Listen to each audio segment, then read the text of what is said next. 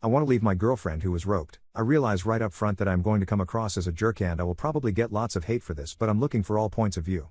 Also, this is going to be very long because I just don't know what to leave out and honestly I need to vent some. Here is the story. A year ago, actually a year and a month ago, my girlfriend was roped as she was leaving work. Thankfully she was not unalived, however her attacker did threaten her with a weapon. Fortunately the store she works at had cameras in the parking lot, and between them getting video of the attack and the bank across the street getting the attacker's car on camera, the police were able to catch him within a day.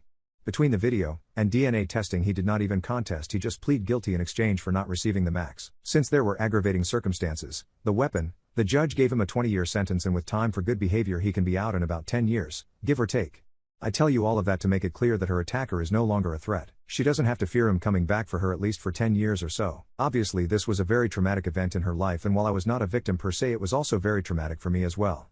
I can't imagine what she has gone through, and I don't compare my situation to her at all. But I have had severe bouts of depression because I couldn't protect her, and knowing someone else was harming her sometimes was almost more than I could handle.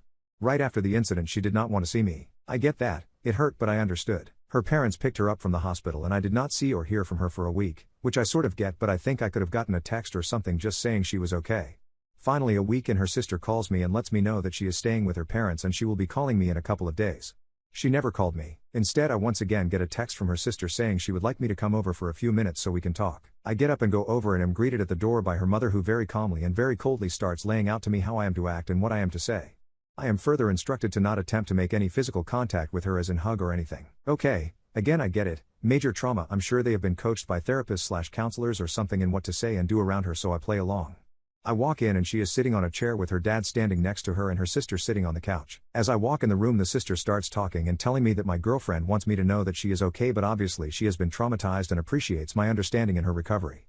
She never said one single word to me and barely looked at me. Again, this was right after the event and I'm understanding that this is how it has to be. But honest to God, that entire conversation was just awkward as hell. I leave, go home and attempt to focus on how I can help her. I start Googling how to deal with a rope survivor and what I can expect. She starts going to therapy initially 2 times a week, then after 2 months it goes down to 1 day a week. In the meantime she finally makes contact with me and asks to meet at a coffee shop. I get there and she is already there and waiting. At this point in time they had her so medicated that I was dealing with a zombie for the most part. There was no emotion and she was very methodical in her speech. Basically she wanted to get together that day to tell me that she couldn't go out with me for a while until she got past some issues she was dealing with.